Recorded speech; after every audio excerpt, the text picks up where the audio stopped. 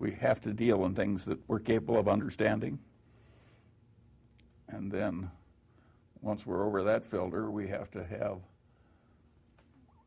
a business with some intrinsic characteristics that give it a durable competitive advantage. And then, of course, we would vastly prefer a management in place with a lot of integrity and talent.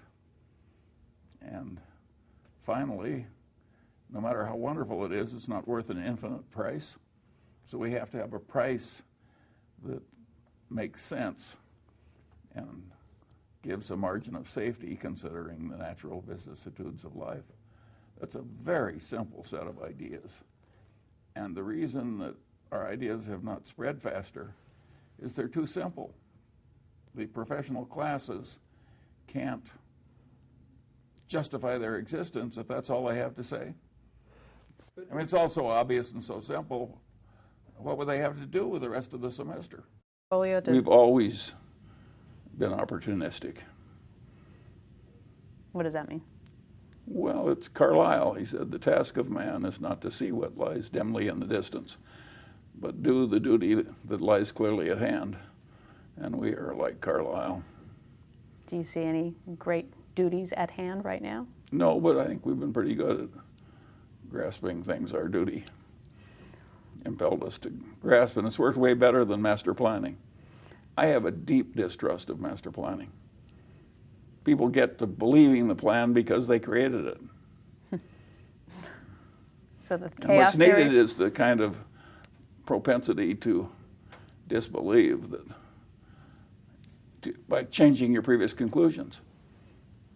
And we're very good at that, thank God. Mm-hmm. I have what I call an iron prescription that helps me keep sane when I naturally drift toward preferring one ideology over another. And that is, I say, I'm not entitled to have an opinion on this subject unless I can state the arguments against my position better than the people do who are supporting it. I think only when I've reached that state am I qualified to speak. Now you can say that's too much of an iron discipline. It's not too much of an iron discipline. It isn't even that hard to do. We have the mindset of the person that's buying the whole business at the price you would realize by multiplying the price we're paying by share by the number of outstanding shares. And we want the price for the whole business so calculated to look very attractive. So we like buying individual shares at a price that's lower than we think a rational person would pay if he could buy the whole business. So for 50 years, you've continually read about these industries even though you have disdain for them. Yes, I talked about patience. I read Barron's for 50 years. In 50 years, I found one investment opportunity in Barron's, out of which I made about $80 million with almost no risk. I took the $80 million and gave it to Lilo, who turned it into $400 or $500 million. So I have made $400 or $500 million out of reading Barron's for 50 years and following one idea.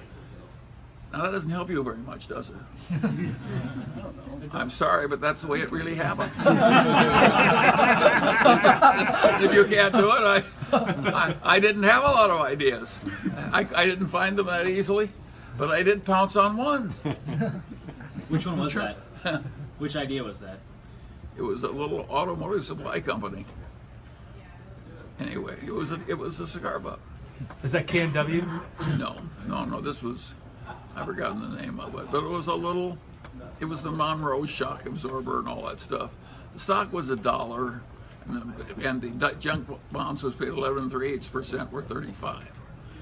And when I bought the junk bonds, they paid me the 35%, and they went right to 107 when they called. You know, it was, and then the stock went from 1 to 40, but of course I sold my stock at 15. But so what did the article in Barron's say? Yeah, what was it? It said it was a cheap stock. My advice to you is to learn sometimes to keep your light under a bushel. One of my colleagues, also a #1 in his class in law school, a great success in life, clerk for the Supreme Court, etc., But he knew a lot, and he tended to show it as a very young lawyer. And one day, the senior partner he was working under called him in and said, "Listen, Chuck," says, "I want to explain something to you." He says, "Your duty under any circumstances is to behave in such a way that the client thinks he's the smartest person in the world. And if you've got any little energy or insight available after that, use it to make your senior partner look like the smartest person in the world. And only after you've satisfied those two obligations do you want your light to shine at all." Well, that may have been very good advice for rising in a large firm.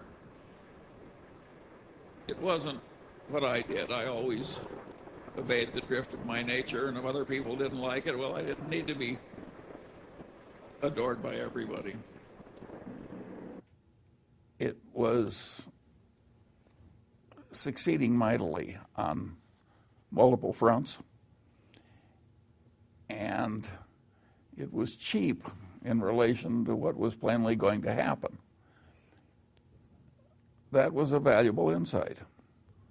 There are times when even a company as big as Coca-Cola is too cheaply priced by the market, considering what it's going to do for the shareholder.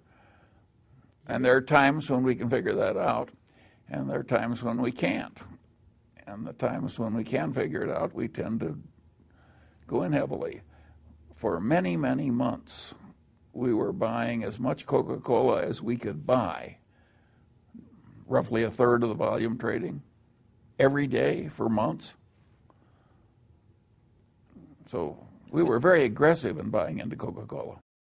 Another idea, and by the way, when I talk about this multidisciplinary attitude, I'm really following a very key idea of the greatest lawyer of antiquity, Marcus Tullus Cicero. And Cicero is famous for saying, "A man who doesn't know what happened before he's born goes through life like a child." Now, that is a very correct idea of Cicero's, and he's right to ridicule somebody so foolish as not to know what happened before he was born. But if you generalize Cicero, as I think one should, there are all these other things that you should know in addition to history. And those other things are the big ideas in all the other disciplines. And it doesn't help you just to know them enough so you could prattle them back on an exam and get an A. You have to learn these things in such a way that they're in a mental lattice work in your head, and you automatically use them for the rest of your life. If you do that, I solemnly promise you that one day you'll be walking down the street and you'll look to your right and left and you'll think, my heavenly days, I'm now one of the few most competent people of my whole age cohort. I think our business experience helps our investment judgment and vice versa. And so I have no problem with that. What's happened, of course, is the investment portfolio, when we used to have these meetings decades ago, there would be more in common stock value in the portfolios of Berkshire than there was in the market capitalization of the whole country, the whole company. And that went on year after year after year. That has radically changed. Now most of the value is in controlled businesses. And the investment portfolio is something that looks more like the normal portfolio of an insurance company. Is that a good thing? Sure, sure. We always said that what we liked best was owning a wonderful business outright. And second best, we liked good ideas and securities. Mm-hmm. That has never changed. The skill that got Berkshire through one decade would not have sufficed to get it through the next decade with the achievements made. Without Warren Buffett being a learning machine, continuous learning machine, the record would have been absolutely impossible. The same is true at lower walks of life. I constantly see people rise in life who were not the smartest, sometimes not even the most diligent, but they are learning machines. They go to bed every night a little wiser than they were when they got up. And boy, does that habit help, particularly when you have a long run ahead of you. Your life for the next 3 weeks would be more pleasant if you went on heroin, but it would totally destroy you over the long pull. And that's what an economy does when it allows itself to be seduced by the potential for an idiot boom into allowing all this gross immorality and this craziness to take over. When I met Warren, he immediately started telling me how much better his way of making a living was than mine, and that I was too smart to stay in such a silly business as law practice when I could go into his business of running an investment partnership. And it took me about 2 or 3 years to realize he was right. When they ask Warren how he wants to be remembered, he wants to be remembered as a teacher. Well, who in the hell is saying that from the top of a company, from a record like Warren's? Why wouldn't I like being associated with that ethos? How do you want to be remembered? Well, I have a little different twist. I have less ambition than Warren at being a great teacher. I am trying to emulate my great-grandfather. When he died, they said about him, nobody envied the success so fairly won and wisely used. It's a simple philosophy. But wouldn't Wall Street have worked better if more people had tried to imitate my great-grandfather Ingham?